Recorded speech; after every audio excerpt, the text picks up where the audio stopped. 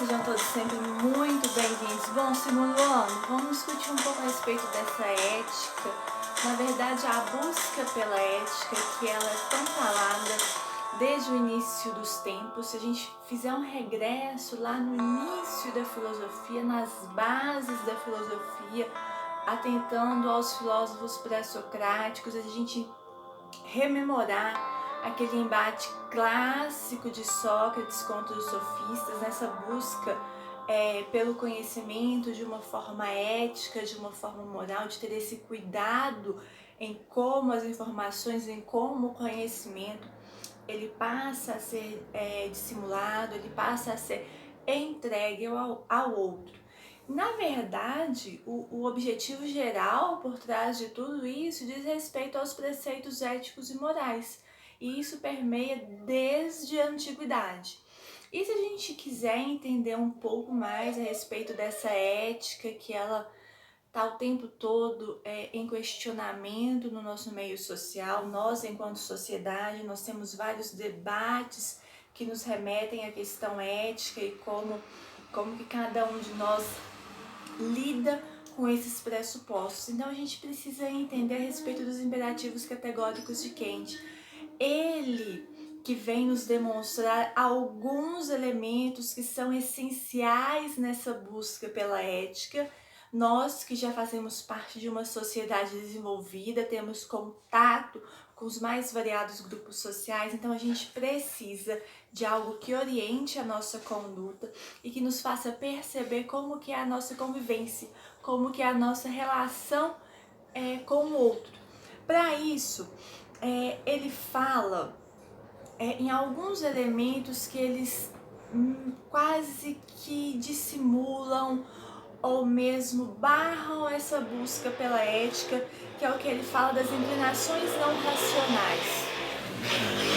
Bom, e o que são essas inclinações não racionais? As inclinações não racionais são todos aqueles sentimentos, são todas aquelas emoções que nos impedem de ter um raciocínio lógico.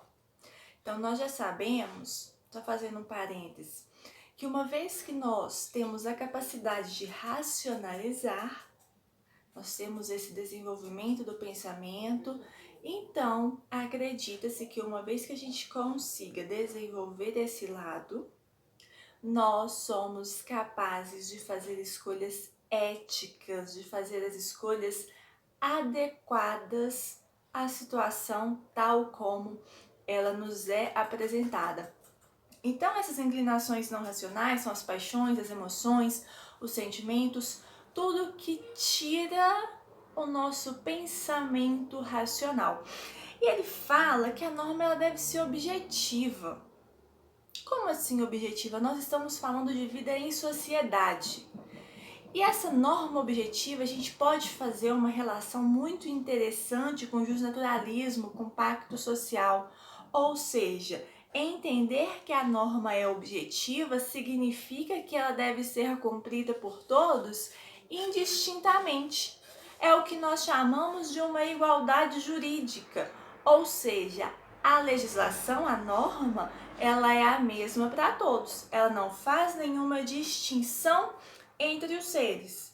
Logo, eu também devo cumpri-la de maneira polida, de maneira correta, sem distorções, sem quebras no meio do caminho. Eu tenho uma legislação, eu tenho uma norma, ela é comum a todos, então eu devo segui-la adequadamente. E ele fala dos imperativos que ele chama de categóricos, mas para a gente entender os imperativos categóricos, antes a gente precisa entender os imperativos hipotéticos. E o que são esses imperativos hipotéticos? Está diretamente relacionado com a norma objetiva. A lei ela é obrigatória, porque nós precisamos organizar o meio do qual nós somos parte. Uma vez que eu tenho legislação obrigatória no imperativo hipotético, aí eu já posso falar nos imperativos categóricos. Então eu vou ter uma legislação, uma lei,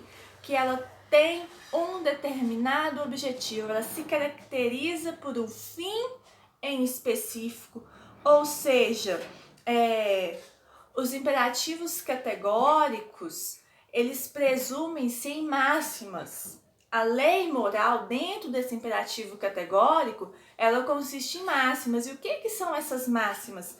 Significa dizer que todos nós temos que agir do mesmo modo. Por que nós devemos agir do mesmo modo?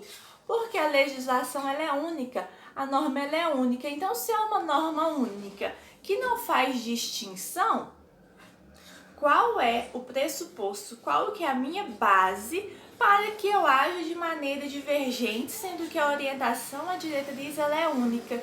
Então, se eu busco esse elemento ético, esses imperativos categóricos na visão do Kant, significa que eu estou agindo em consonância com as normas que compõem o meu meio social.